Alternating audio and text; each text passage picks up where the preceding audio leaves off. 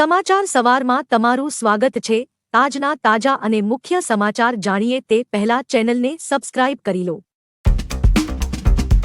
24 કલાકની આગાહી, 48 કલાકની સૂચના। આવનારા 24 કલાક દરમિયાન માવઠું પડશે। સાબરકાંઠા, બનાસકાંઠા, અરવલ્લી, પાટણ, મહેસાણા, છોટાઉદેપુર, વડોદરા, આણંદ, ખેડા, દાહોદ, દ્વારકા, જામનગર, મોરબી, સુરેન્દ્રનગર, રાજકોટ, બોટાદ, ભાવનગર અને કચ્છમાં કમોસમી વરસાદની આગાહી કરાઈ છે। એક સાથે બે વરસાદી સિસ્ટમ સક્રિય થતા ભારે પવન ફૂંકાશે। ગુજરાતમાં પવનની ગતિ 30 થી 40 કિમી પ્રતિ કલાકની રહેશે। આવનારા 48 કલાક માછીમારોને દરિયો ન ખેડવા સૂચના મળી છે। ગુજરાતના ભાજપના 15 ઉમેદવાર જાહેર। કચ્છમાં વિનોદ ચાવડા, બનાસકાંઠામાં ડોક્ટર રેખાબેન ચૌધરી, પાટણમાં ભરતસિંહ ડાભી, ગાંધીનગરમાં અમિત શાહ, પશ્ચિમ અમદાવાદમાં દિનેશ મકવાણા, રાજકોટમાં પરસોત્તમ રૂપાલા, પોરબંદરમાં મનસુખ માંડવિયા, જામનગરમાં પૂનમબેન માડમ, આણંદમાં મિતેશ પટેલ, ખેડામાં દેવુસિંહ ચૌહાણ, પંચમહાલમાં રાજપાલસિંહ જાદવ, દાહોદમાં જશવંતસિંહ ભાભોર, ભરૂચમાં મનસુખ વસાવા, બારોડોલીમાં પ્રભુ વસાવા તથા નવસારીમાં સીઆર પાટીલને ઉમેદવાર જાહેર કર્યા છે। ગજરાજ માટે બન્યું છે મોટું રસોડું। જામનગરમાં રિલાયન્સે બનાવેલ વંતારામાં 14,000 ચોરસ ફૂટથી વધુનું એક રસોડું બનાવવામાં આવ્યું છે, જેમાં હાથીઓ માટે હજારો કિલો જમવાનું બને છે। દરેક હાથીની શારીરિક જરૂરિયાતોને ધ્યાનમાં રાખીને આ રસોડામાં જમવાનું બનતું હોય છે। જામનગરમાં રિલાયન્સના રિફાઇનરી કોમ્પ્લેક્સમાં ગ્રીન બેલ્ટ અંતર્ગત 3,000 એકર વિસ્તારમાં આ વંતારા પ્રોજેક્ટ તૈયાર કરવામાં આવ્યો છે।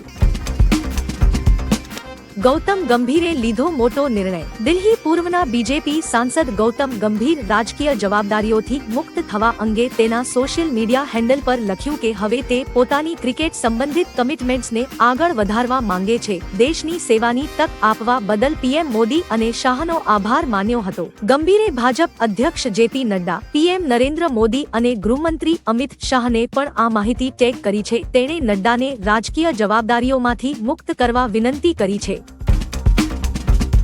માવઠાનું સંકટ, અહીંયા થયો વરસાદ। રાજ્યમાં કમોસમી વરસાદનું સંકટ સવાયું છે। બનાસકાંઠાના સરહદી વિસ્તારમાં વાતાવરણ અચાનક પલટાયું છે। ઉપરાંત વાવ, થરાદ અને લાખણી તાલુકાના અમુક વિસ્તારોમાં સવારે કમોસમી વરસાદ થયો હતો। લાખણીના કુડા, કોટડા, દેરા તેમજ વાવના રાધાનેસડા, કુંડાળિયા, માવસરી અને થરાદના પઠામડા, પીલુડા અને જાડારા સહિતના ગામોમાં વરસાદ થતા ખેડૂતો ચિંતામાં મુકાયા છે। હાલમાં જીરું, ઘઉં અને વરિયાળીના પાકને નુકસાન થવાની આશંકા સેવાઈ રહી છે।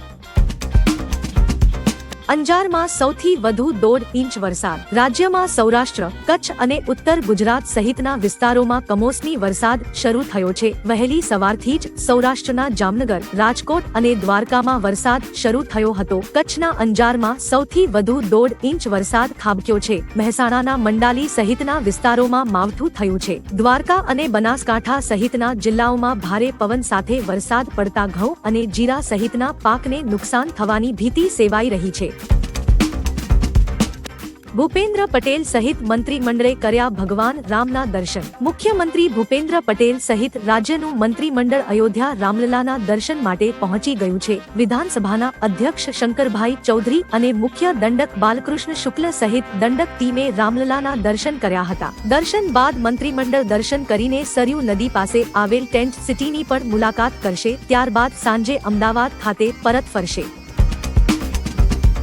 ખોટી માહિતી ફેલાવશો તો થશે કાર્યવાહી। બોર્ડની પરીક્ષામાં ખોટી માહિતી ફેલાવનારાઓ સામે કાર્યવાહી કરવામાં આવશે। ગુજરાત માધ્યમિક બોર્ડે પરિપત્ર કર્યો છે। બોર્ડની પરીક્ષાને લઈ અફવા ફેલાવનાર સામે આઈપીસી અને આઈટી એક્ટ મુજબ કાર્યવાહી થશે, જેમાં ખાસ કરીને વાલીઓ કે વિદ્યાર્થીઓને ભટકાવનાર કે પેપરલીક મામલે માહિતી ખોટી ફેલાવનાર સામે કડક પગલાં લેવામાં આવશે। અગાઉ અનેક બનાવો બન્યા હોવાથી આ નિર્ણય લેવામાં આવ્યો છે।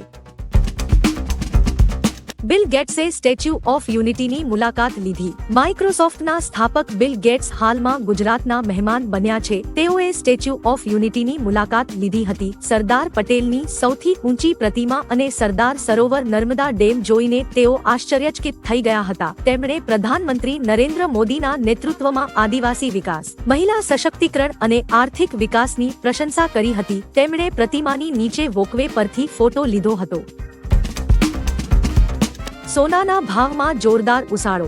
સોનાના ભાવમાં જોરદાર ઉછાળો જોવા મળ્યો છે. 10 ગ્રામ સોનાની કિંમતમાં 600 રૂપિયાનો વધારો થયો છે. મુંબઈમાં 22 કેરેટ સોનાની કિંમત 58,750 રૂપિયા પ્રતિ 10 ગ્રામ છે, જ્યારે 24 કેરેટ સોનાની કિંમત 60,090 રૂપિયા પ્રતિ 10 ગ્રામ છે. દિલ્હીમાં 22 કેરેટની કિંમત 58,900 રૂપિયા અને 24 કેરેટની કિંમત 64,240 રૂપિયા છે. ખાસ કે રાજ્ય કર, ઘડામણ અને એક્સાઇઝ ડ્યુટીના કારણે આખા દેશમાં સોનાની કિંમતમાં ફેરફાર હોય છે.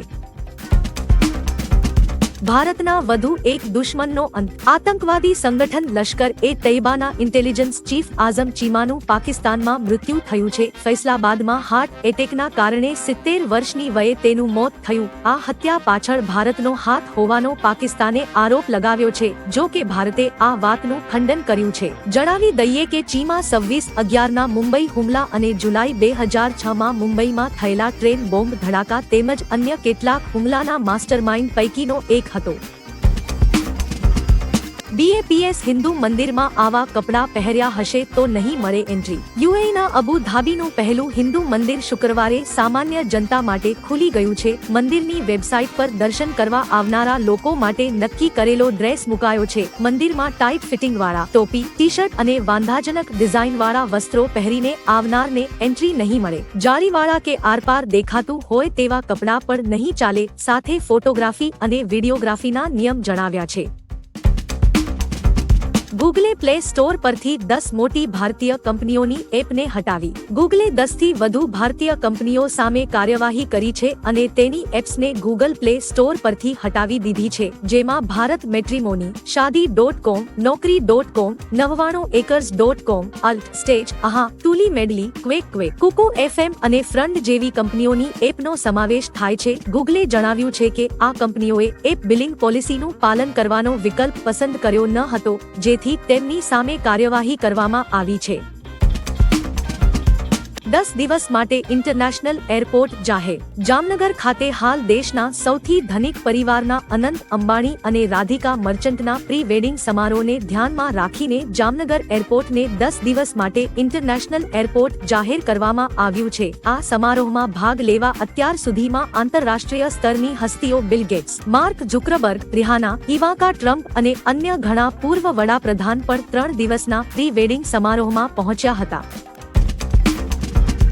અનંતમાં મારા પિતા દેખાય છે. અનંત અંબાણીના પ્રી વેડિંગ ફંક્શનની શરૂઆતમાં મુકેશ અંબાણીએ તેમના ભાષણમાં કહ્યું કે ભારતીય પરંપરામાં આપણે અતિથિ દેવો ભવ કહીએ છીએ, એટલે કે મહેમાન ભગવાન જેવા છે. તમે બધાએ લગ્નને મંગલમય બનાવ્યું છે. અનંત એટલે અનંત શક્તિ ધરાવનાર. હું અનંતમાં અનંત શક્તિ જોઉં છું. જ્યારે પણ હું અનંતને જોઉં છું ત્યારે મને તેનામાં મારા પિતા ધીરુભાઈ દેખાય છે. અનંતનો પણ એવો અભિગમ છે કે કશું જ અશક્ય નથી. ચીનને ઘેરવા ભારત કરી રહ્યું છે આ તૈયારી. હિન્દ મહાસાગરમાં ચીનને ઘેરવા ભારત તૈયારી કરી રહ્યું છે. આ સંદર્ભમાં ભારતે આફ્રિકન દેશ મોરેશિયસના અગાલેગા ખાતે નવી હવાઈ પટ્ટી અને યુદ્ધ જહાજોને લાંગરવા જેટ્ટીનું નિર્માણ કર્યું છે. હવે લક્ષદ્વીપમાં પણ INS જટાયુ નેવલ બેઝનું ઉદ્ઘાટન થવા જઈ રહ્યું છે. આ રીતે ભારત મોરેશિયસ અને લક્ષદ્વીપથી ચીન પર શિકંજો તૈયાર કરશે. આ તરફ અમેરિકા ડિએગો ગાર્સિયા દ્વીપ પર બનેલા નેવલ બેઝથી ચીન પર પકડ મજબૂત કરી રહ્યું છે.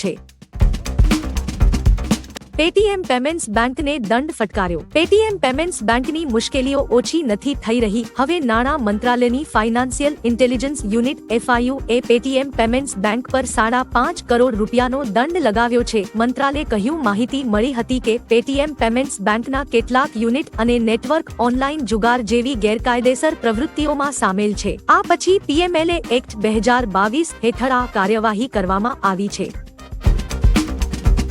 દેશથી મોટું કંઈ નથી. ભૂતપૂર્વ ભારતીય ક્રિકેટર કપિલ દેવે કેટલાક ખેલાડીઓ સામે કડક કાર્યવાહી કરવાના BCCIના નિર્ણયનું સમર્થન કર્યું છે. તેમણે કહ્યું, કેટલાક ખેલાડીઓને સેન્ટ્રલ કોન્ટ્રાક્ટ ન મળવાથી તકલીફ થતી હોય તે થવા દો, કારણ કે દેશથી મોટું કોઈ નથી. રણજી ટ્રોફીને બચાવવા માટે આ જરૂરી પગલું છે. હું BCCIને ઘરેલું ક્રિકેટની સ્થિતિ બચાવવા માટે આ પગલાં લેવા બદલ અભિનંદન આપું છું.